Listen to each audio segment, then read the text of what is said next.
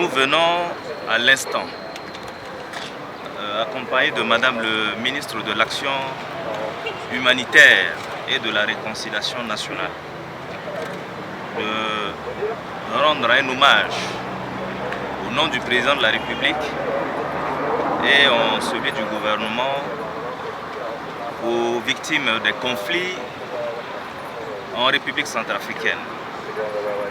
À cette occasion, j'ai pris la parole pour dire que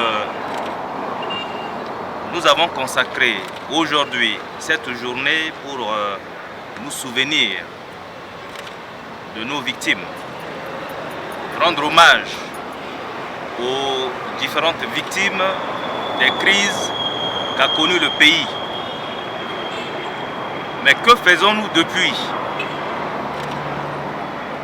Aujourd'hui, sous l'autorité du président de la République, nous travaillons sur la question de justice.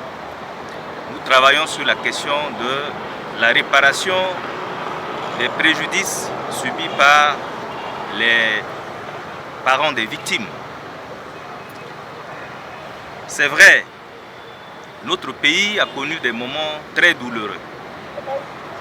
Aujourd'hui, un accord de paix a été signé sous l'autorité du président de la République. Nous y avons associé les représentants des associations des victimes.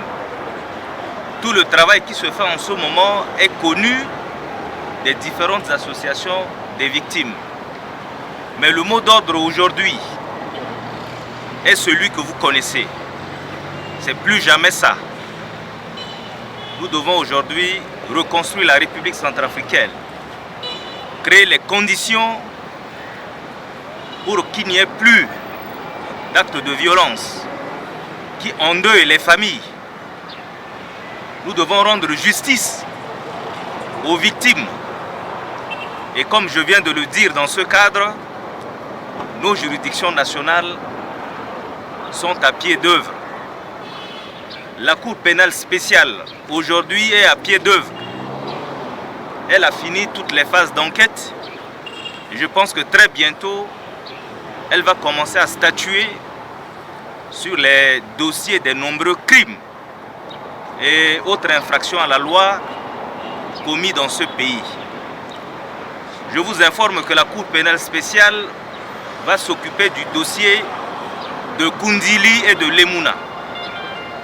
De même qu'elle va s'occuper du dossier des derniers crimes commis en délai. Que personne ne vous trompe. La justice sera rendue aux victimes. Les auteurs de ces nombreux crimes seront tôt ou tard arrêtés, traduits en justice pour être jugés. Deuxièmement, les droits des victimes ne sont pas oubliés en ce qui concerne le volet de la réparation.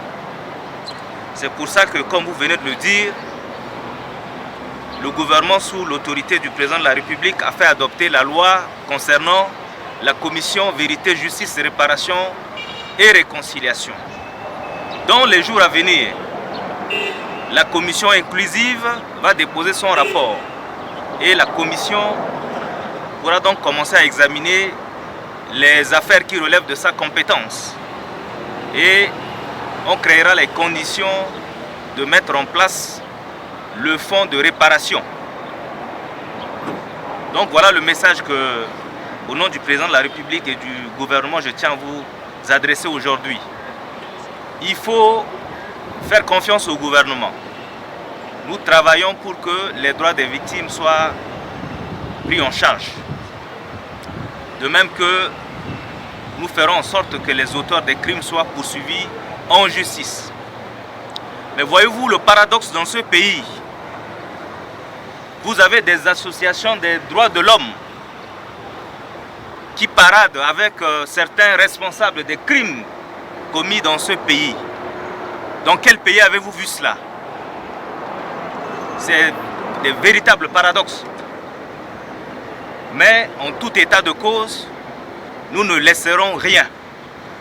La justice va faire son travail et les droits des victimes sera pris en compte en ce qui concerne la réparation, parce que notamment nous allons mettre en place le fonds de réparation, le fonds d'indemnisation des victimes. Et nous y travaillons, et vous le savez, puisque vos représentants travaillent dans les différentes instances que nous avons mis en place. Pour ce qui concerne votre demande d'audience, elle est accordée. Je vous recevrai très prochainement pour que nous puissions échanger sur toutes les questions qui vous sont essentielles. Encore une fois, je vous remercie pour cette mobilisation. Avec vous, nous avons une pieuse pensée pour les nombreuses victimes des crises que notre pays a connues. Je vous remercie.